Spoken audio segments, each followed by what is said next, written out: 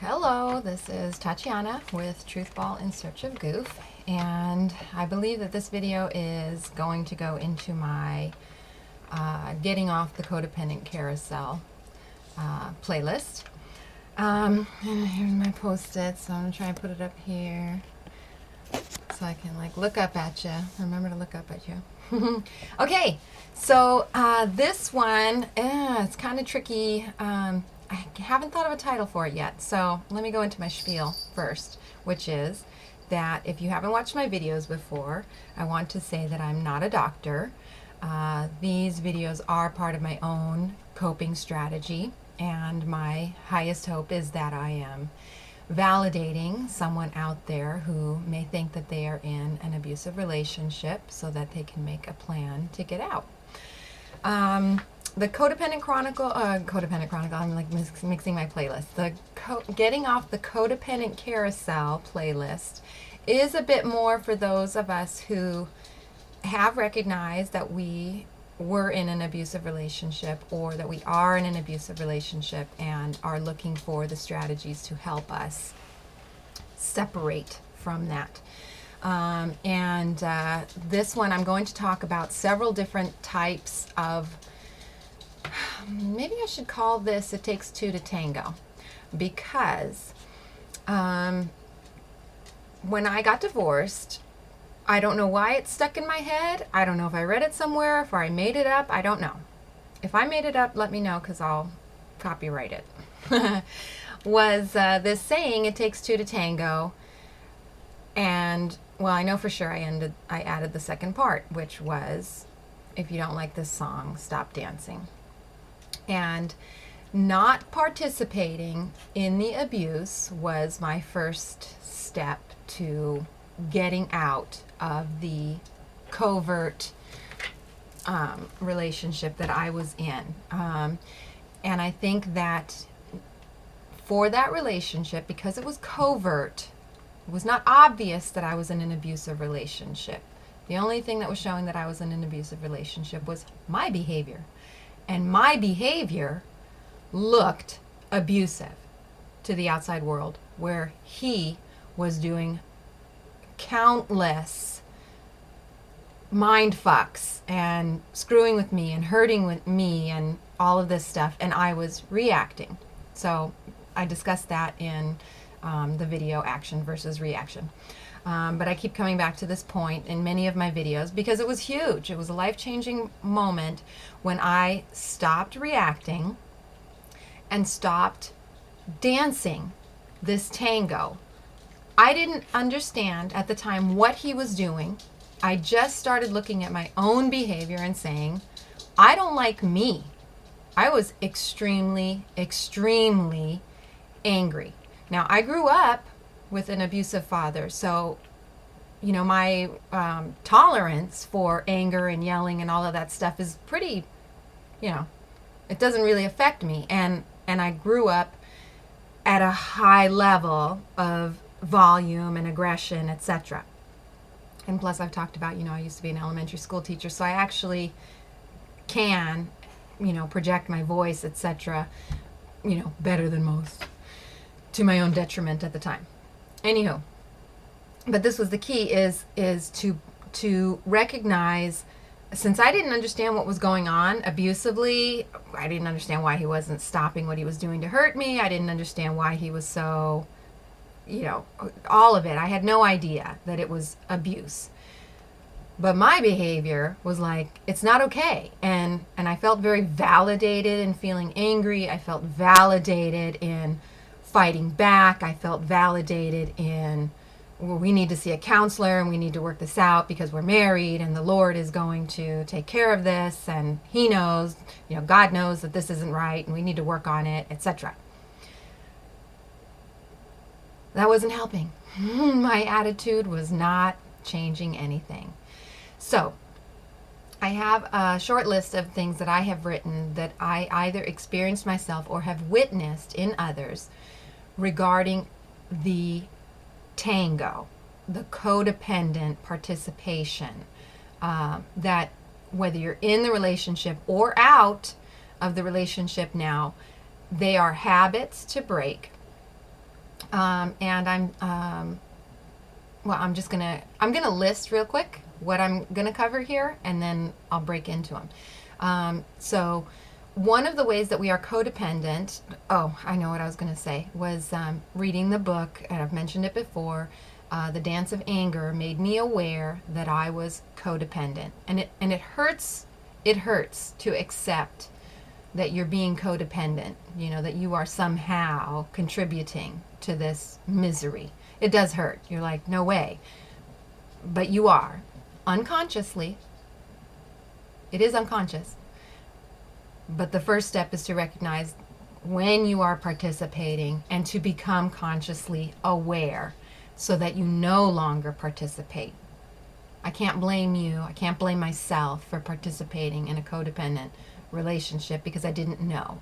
But once you know, you take responsibility for your own behavior, even if it has no effect on anyone else but yourself. Okay, so here are a couple others of how we can be codependent is by being passive aggressive. This is, let's see, angry, submissive, overly submissive, jealous, prejudiced, and I am going to put in here my most offensive, which is sick, to be ill, as part of your codependency. Okay, and I will come back to that one, so be prepared. Be prepared. If you're going to be offended, I give you permission to be offended, and I'm still going to say that this is what I have observed. Much love anyway. Okay, here we go. So regarding passive aggressiveness, I have seen, have I participated? I'm trying to think if I have been passive aggressive. I certainly know how to be passive aggressive. It seems to me though, when I make a passive aggressive comment, I'll always end it like it's a joke, you know. So I don't know for sure if I'm, you know, like I'll let somebody know, like that was like totally passive aggressive, and I'll make something funny about it. So somehow, you know, I am aware of passive aggressiveness. So if you're not exactly sure what passive aggressiveness is, passive aggressive, I see that in abusive relationships, the codependent person becoming passive aggressive because it is an acceptable way to express anger, and it's extremely subtle. So it's hard for the abuser to gaslight it, and it's kind of like taking that jab at someone. And many of us do say and do passive aggressive things and are not conscious of it. So again, I'm talking about getting off the codependent carousel requires becoming conscious of your behavior. So, for example, I remember many years, oh my gosh, I'm getting old. Looking good. Okay. Maybe I was like 20, like only 20. That was a long time ago. So anyway, I'm yakking with this guy at his house, and I'm there with his wife and the boyfriend that I had at the time. Anyhow, the guy is like, I mean, extremely intelligent, but his wife is, for the most part, I'm thinking she's a mail order bride. I'm pretty sure that he like ordered her through a catalog. Okay, but they've been married like 20 years. Anyhow, like he was a Vietnam vet and she was, I don't know, some type of Malaysian or something like that. Anyhow, this is the key though, okay, because he, before I ever met her, before I had been to her house, you know, he would talk about how, you know, submissive she was and just the right wife, you know, and, you know, Christian to the extreme, you know, and just that she was obedient to her husband, right?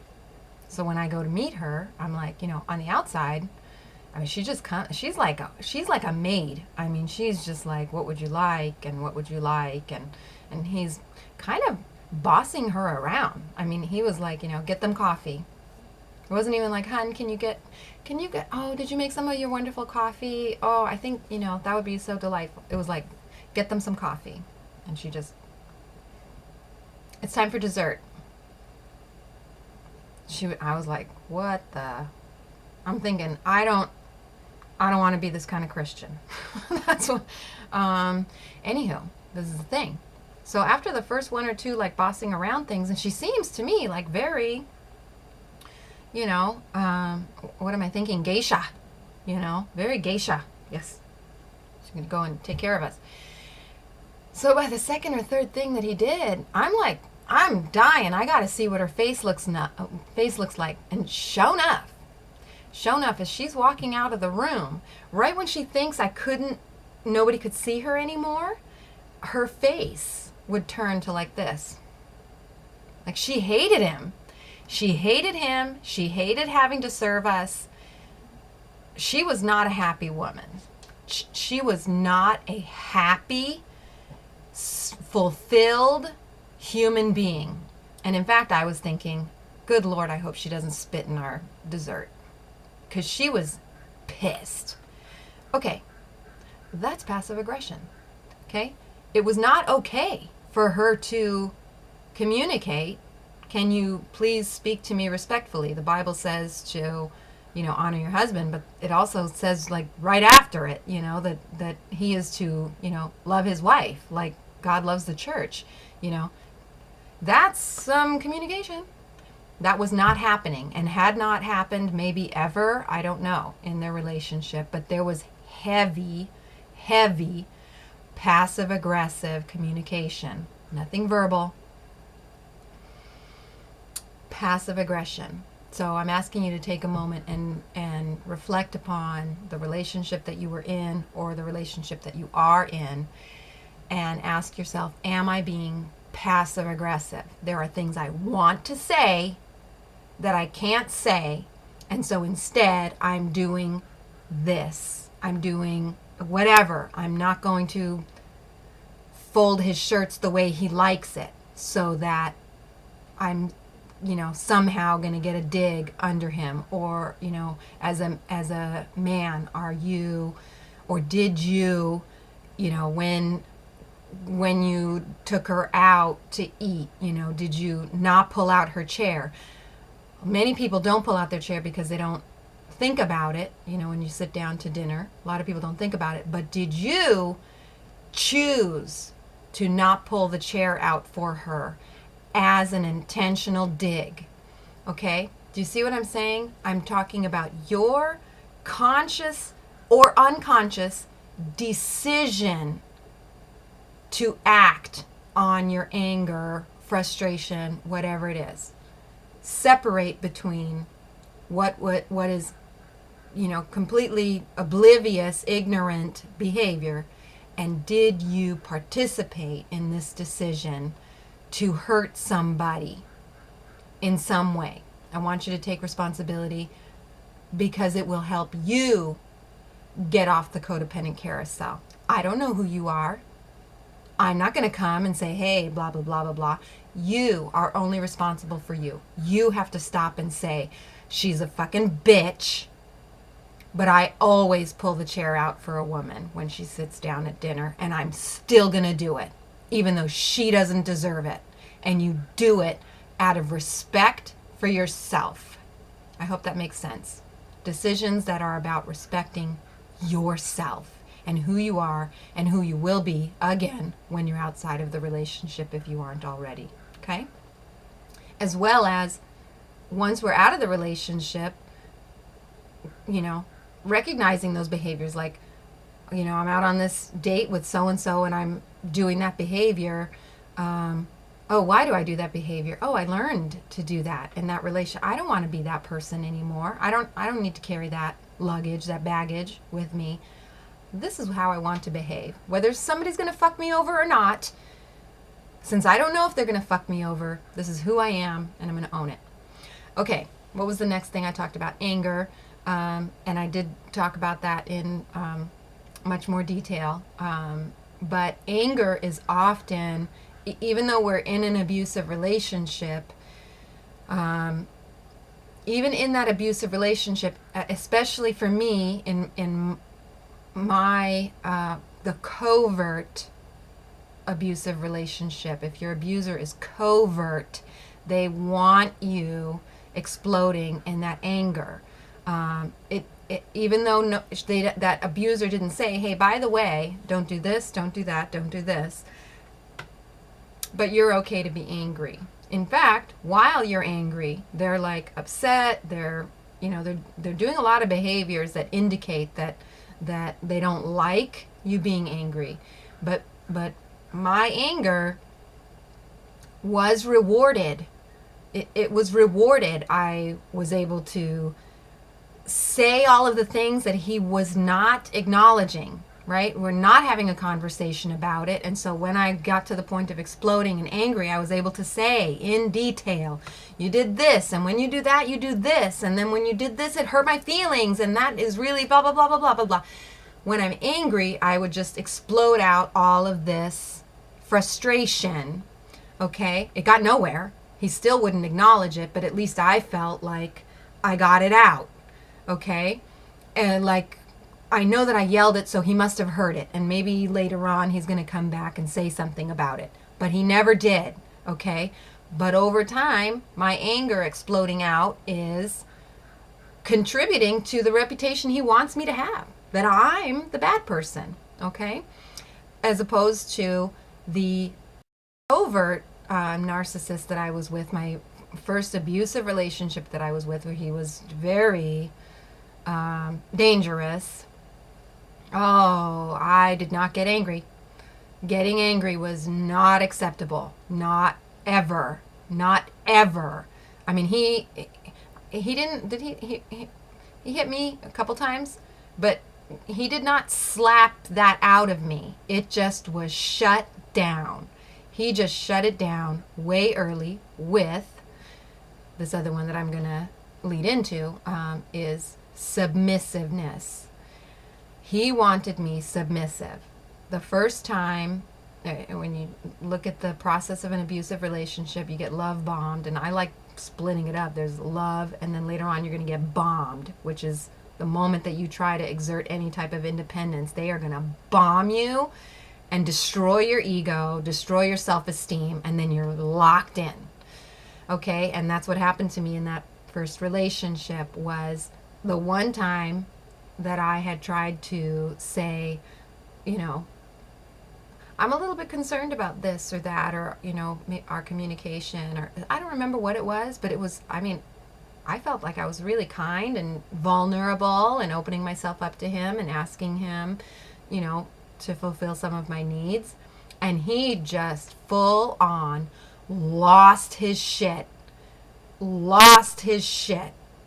all over the fucking place, and was yelling at me and telling me, that I was, because I was young, and he was, I think he was like 10 years older than me, so he just treated me like I was stupid and naive, and I believed that I was stupid and naive. I was working at Wendy's, and totally enamored, that I was dating this like semi-famous guy, and whatever you say, mister, yes, okay. I couldn't believe I was so stupid. I couldn't believe that I was so ignorant. I couldn't believe that I mistreated a man so badly, blah, blah, blah, blah, blah. And he told me to rip up this note thing that I had written, and I did. And from that moment, that love bomb, from that moment, I was roped in for almost 4 years. Almost 4 years of submissiveness. Just whatever he said is what I believed. And if I disagreed, especially even if on my face, when he was lecturing me or whatever, if my face, and I remember the intensity now, but at the time, the high intensity of whatever it was that he felt I was being independent about, as soon as it crossed my face, an independent thought, he would gaslight me. He'd snap his fingers. He'd make me look in his face while he was talking to me. So I had no opportunity to reflect. It was just in my face, in my face, in my face, in my face. So I could not think until I started to feel like shit. And then once I started to feel like shit, then he would start threatening to leave me. Threatening, nobody is going to love you ever. So You're damn lucky. You're damn lucky that I'm with you. And I'm, I haven't been able to think independently. Now I'm submissive. Now I feel like shit. So, oh my God, don't leave me. Oh my God. And I'm terrified that he was going to leave me. Terrified. I have grabbed that man's ankles and said, please don't leave me. And I know that some of you have lived through that. It's a game. It's a game. And they want you to be submissive. As I was saying, he knew me well enough to see when I had an independent thought. Okay? So as far as that goes, if you're still in the relationship, and that is one of the strategies that's being used to keep you codependent, I would suggest watching my video about gray rock so that you can teach yourself, if you're not able, of course, if you're able to get out of the abusive relationship right away, rock and roll and get the F out. But I relate to those of you who if you can't get out yet, I know what it feels like. And that gray rock strategy is awesome, because inside you can have your independent thought without revealing it on your face. And I have many times in my life used that strategy when someone is attacking me to hide what I actually feel, which is independent thought. I know what's going on. This is not okay. And I'm in control. I might not look in control to them, but I'm in control of me on the inside. And I'm so in control that I'm going to behave submissively. I can behave that way until I'm out of here. Okay? So it's doable, and you can learn how to do that to protect yourself until you can get out of that relationship. Those of you who are out of the relationship, I've mentioned this before, you might be an independent thinker, as I am, and that is a threat to the abuser. As you get farther and farther away from that abusive relationship, I want you to develop and encourage that independent thought within you. And also keep in mind the mistakes that I have made, where I also went to the full other end of the spectrum, where it's like I'm aggro. I did. For a couple of years there, I was really aggro. It's like nobody's allowed in. This is my boundary. My bullshit tolerance level is like right fucking here. Don't fuck with me. I was just like intense, and I needed to go through that. Okay, so if that's something that you have to go through, recognize, like, okay, get it out of your system, and then come back to whatever your balance is, of not being submissive, but certainly you don't have to be aggro with everybody. Not everybody is attacking you. Not everybody is your abuser. Is the abuser that you were with. Okay, all right. I hope that was helpful. At least these are the things, like I said, it's part of my own coping strategy. These are things that I have been through, and they helped me. Okay, so I really do hope this is helpful to someone else. Okay, moving on to jealousy and prejudice. One that I see a lot is jealousy. Jealousy that has, once you replay it in your mind, was created by the abuser. Okay, so I'll give you an example if this is one that you relate to. I've talked in another video about how the overt narcissist, that super duper abuser, dangerous guy, how over time he would say things to me that one day, truly out of the blue, I realized I'm prejudiced against blondes. I realized one day, maybe about a year and a half into the relationship, that anytime I saw a blonde woman, I cringed. I felt aggressive. I felt uncomfortable. And what's the word? Not that I wanted to fight, but I felt defensive. And when I realized that, I think because it was just so stark, it's like, why in the world do I have a problem with this person? And I'm like, how did that happen? And the moment I realized that I felt that way, because I'm not naturally a jealous person, I think because I like people being different. I like that we're all different. So for there to be a moment when I thought, oh, there's a demographic I just flat out don't like, it was shocking to me. And then I started to, within the next couple of months, I was able to figure out where that had come from. That he, the abuser, from the beginning of the relationship, the very beginning, when we first, I mean, he might have even said it on the first or second date, had said something to me like, I like blondes, I'm really into blondes, but there's something about you that I really feel attracted to. Do you hear that? You hear how subtle that was? I'm going to love bomb you. You are so special that I'm going to overlook my exterior cause of, sexual attraction and just say you're amazing. You're amazing, and you're so amazing that it's overwhelming my own sexual nature. Okay? So there's a compliment in there, but it's a setup. It's a setup that I'm not truly a sexual turn on for him, and I never will be. So over the course of that, year and a half, whenever he had the television on, he would say something. He all the time, actually, he would point out, that woman, that blonde, now that's my type. That's my type. You're so lucky I'm with you. You're so lucky I'm with you. Yeah, because that's my type. Okay? And that's really all it took. That's all it took, over a long course of time for me to become jealous of blondes. Now, totally, I'm like 19 at the time, 20, I'm 21. Anywho, so I am like years from understanding abuse and stuff like that. But I did recognize that I was jealous, and that was unacceptable to me. And so I changed that. And in fact, now, this moment that I'm replaying it, I recall, because I was still with him for another, 2 years after that, he stopped playing that game. So my guess is that he probably played it a couple more times, and when it didn't work, he stopped using it. There you go.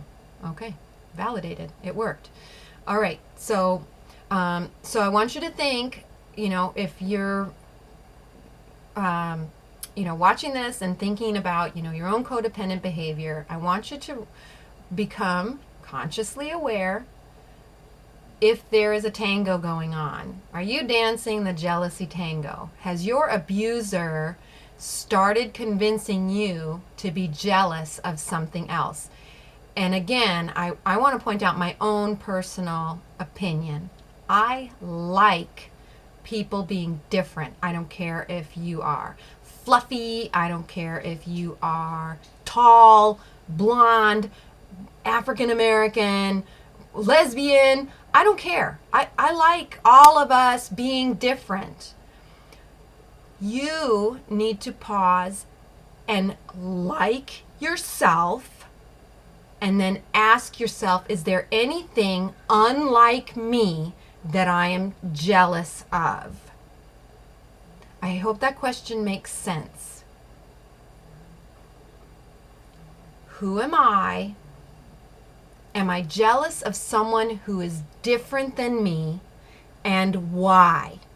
Why am I jealous of them? Now, is it my own insecurities and I put that there myself? Or did, my parents put it in me because they kept telling me I should be this, that, or the other thing? Or did your abuser put that there in order for you to never be enough, and for you to be insecure, and for you to feel abandoned around that other type of person? Okay? It's a very serious question, because the abuser is fucking with your self-esteem without you being conscious of it. I want you to ask yourself, am I jealous of something?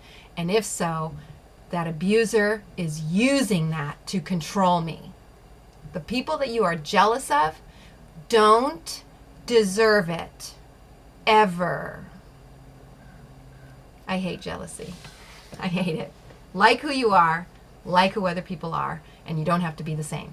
Okay? which leads me into prejudice, the same type of thing. But we see this very often with kind of these, what do I want to say, all of these like right wing, no, is it right wing, conservative Christian cults and stuff like that, and how they, develop prejudices, in the women. That's just the quick example that I'm thinking of. But along with that, jealousy would also be the same kind of thing, which is prejudice, which is convincing you that, all black people are this, or gay people deserve that. Those are the only examples I know within the Christian right that I have observed, honeys. I know. Those of you who listen to my videos who are not Christian, I really appreciate you hanging in there, because I know that I'm not the average Christian. There's a lot of Christians out there that are the biggest reason that you're not a Christian. I get it. I've seen it. I have seen it. Okay? And so those are my only examples. Certainly if you have an example, I encourage you to share it in the comments, because pulling yourself out of the codependent manipulations, and your own participation in them is difficult. It helps. It helps when we have an example to say, oh, okay, now I see it. Okay, so if you have examples, you're always welcome to just put them in the comments. And like I've said, you can see, I think, on YouTube, you can see how many people have viewed, it'll say like how many people viewed the video, but there's like, you don't know how many people are reading the comments. You don't know how many people are like kind of scrolling around and seeing what somebody else said. So you're always welcome to validate someone else with a specific example if you feel free and comfortable to do that regarding something like prejudice. And I could say in essence, that ex-boyfriend made me feel prejudiced against blondes. It was prejudice. I see what you look like and I don't like you because of it. Okay? So prejudice, anything. Think about it. It could be anything. Anything. I don't like mothers who breastfeed. Wait, breastfeed in public. Do I not like mothers that breastfeed in public? Or did he not like women that breastfed in public? Okay? Or did, I don't like, what would I say? I don't like men who wear or drive that kind of car. Wait, do I not like that kind of car? Or did she not like that kind of car? Or not like that kind of restaurant? Or not like that kind of clothing? Whatever it was, doesn't need to be a person, but they develop that sense of prejudice in you so that they're so beneficial to the abuser because they happen randomly in society, but they've programmed you to feel like shit when you come across it. It's great. It's a great tactic. Prejudice, jealousy, those are awesome tactics that they just have to plant the seed. The abuser plants the seed and it bothers the fuck out of you when the abuser isn't even around. And then after you get out of the relationship, it still fucking bothers you. It's a good one. Good game. Attack it with everything you've got and get rid of it. Okay. All right. And then I'm going to end the last one. Like I said, I understand that it's offensive. And I'm still sticking with it, honeys, because I have seen it so much. Okay. And I think, and it troubles me. It troubles me because, like I said, I am not a doctor. I'm not a doctor. I'm only sharing my opinions, my experiences, etc. And I have had a hard time with sickness. Okay. I have seen a wide variety of medical drama from people that are definitely narcissists, definitely using illness for attention. Excuse me. I mean, we even have, all the way up to, what's it called? It's called Munchausen syndrome. Munchausen syndrome. Okay. If you haven't heard of Munchausen syndrome, You can Google it. It's actually a really fascinating, documented psychological condition. Munchausen. How do you even spell it? Munchausen, I think. Anyhow, even if you misspell it, I think you'll find it. Okay. Munchausen syndrome is where somebody has a developed illness, and they can even have symptoms of this illness, and it's for attention. Okay. And doctors are becoming more aware, and they can even, you know, they'll go, there are cases where what they've had to do is go back and look at the medical records of a person at this institution plus at that institution plus at this institution in order to make a pattern that this person is pretending that they are this, that, or the other thing, usually because they've done something really bad. And actually, I'm going to move you into the next, more relevant to what I'm talking about getting off the codependent carousel, is a condition called Munchausen by proxy. Munchausen by proxy is what you see on TV, where you have a child who thought they had cancer, and mom collected all of this fucking money and community support and all of this shit, and it turns out that the kid does not have cancer. And that is illegal. That is straight up illegal. Not only the fraud, not only the financial fraud, but it is child abuse for this child to think that they are sick when they are not.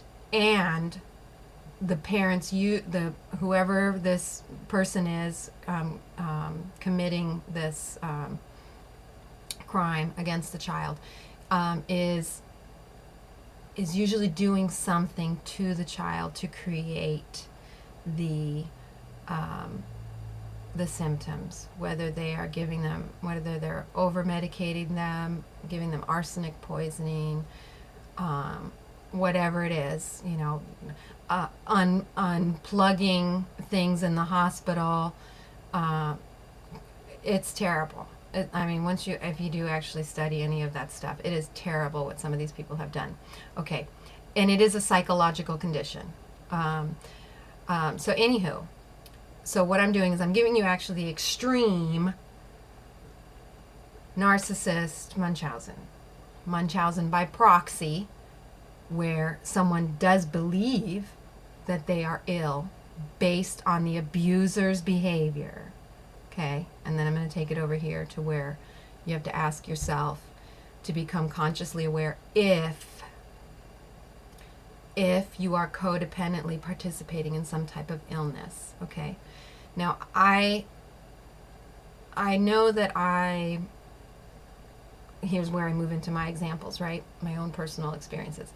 I know that when I was with the covert narcissist, my ex-husband, 12 years, the rare times that I was sick, it was very rare because I was raised not to acknowledge, that you're sick. So it to this day, I'm never sick. If I have to take cough syrup, it's bad. It's so bad that I probably should have gone to the hospital. And that has happened a couple of times. I just ignore it until I'm like, okay, I actually have to go to the hospital because I ignored this so long. Okay, so you see, so I don't have a lot of personal experience, and I can say on top of that, the couple of times that I was sick in my in that marriage, I was really kind of punished for being sick. Being sick meant a lot of rejection, a lot of passive aggressive, hurtful behavior. Not in no way whatsoever was I treated with kindness, and it hurt. It really, really hurt to feel ill and to have him laugh at me and take pictures of me, while I was sick. Oh my God, I almost think I started crying there for a second. That was some hurtful fucking shit. Anywho, so you see that. So I don't have any personal experience myself with that behavior being rewarded. However, there are abusers who, when you are sick, we're going to go to the opposite. When you are sick, they give you a lot of attention. They want other people participating in giving you attention. And this is the reason, because they get a lot of attention because you are sick. Okay? So you kind of have to play it back, like, was I rewarded with attention that I needed and wanted and desired? Was I rewarded with that when I was sick? And did he get a lot of attention when I was sick? The sicker I am, the more attention that I get, the more attention and love that I get. I feel still that is my most offensive tango to confront to somebody who is getting out of codependence. But I just feel like it needs to be said. So I'm not going to go into detail, because if truly that is offensive, I just want you to walk away and think about it, if it's true. And to pull yourself out of it, to start asking yourself, can I break free of this? Can I be healthy? Would I be healthy without this person? I can tell you this, even though I wasn't emotionally rewarded for my illness, I was talking to a girlfriend of mine who has known me. She knew me before I was married, and still a good girlfriend of mine. We were yakking, I don't know, a few months ago or something like that. And I was saying, because once I got divorced, I picked up smoking again, and that's it. I started drinking. Socially, recreationally, I'm not out of control. Anywho, but, replaying, because she was there, she knew, knew my, the ex-husband. And I had on the outside, an incredibly healthy lifestyle. No drinking, no smoking, vegetarian there for a couple of years even, okay? And I was yakking with her. I said, you know what, honey? I am, as a smoker and someone who does drink recreationally, so much healthier than I was when I was in that marriage.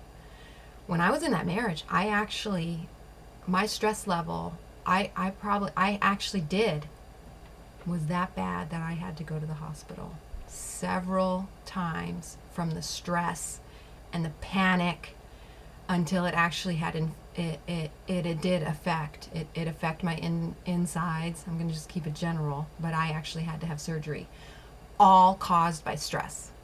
So, and I'm giving the example of, okay, let's say even if you're not going, I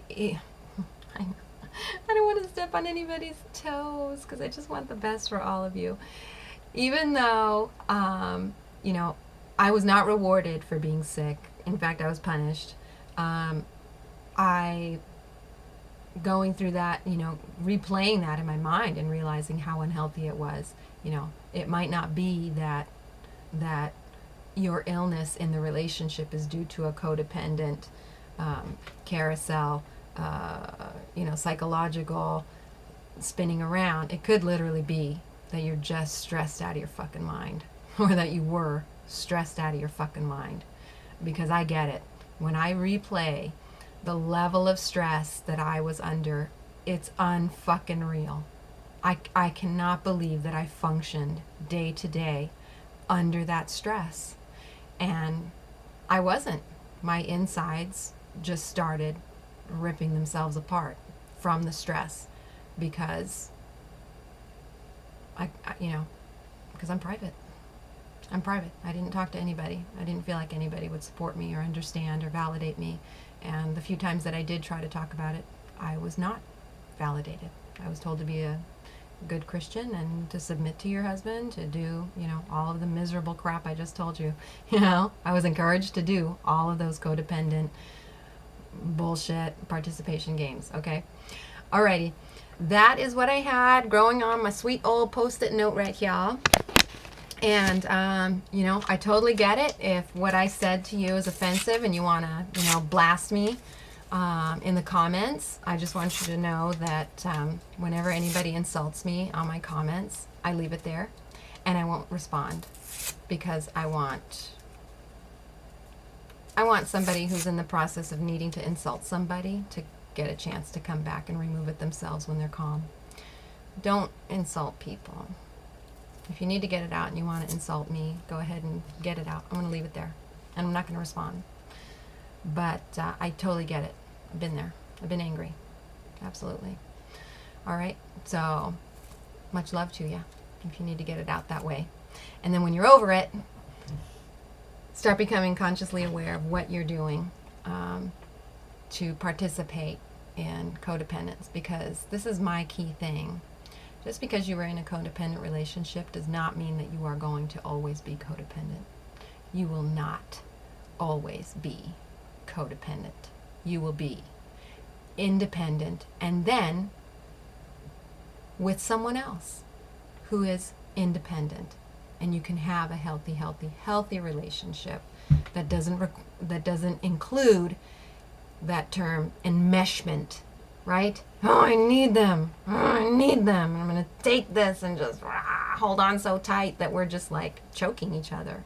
You know, enjoy, and you have coming in your future happily independent and relating relationship where you can enjoy who you are and enjoy who the other person is, and enjoy the we and the us in its healthiest state. Okay, my loves? Thank you all for listening. I really appreciate getting all of this out, and it does call me on my own shit. Just want you to know. It calls me on my own shit, pulls me together. So thank you again. All right, much love, you guys and gals.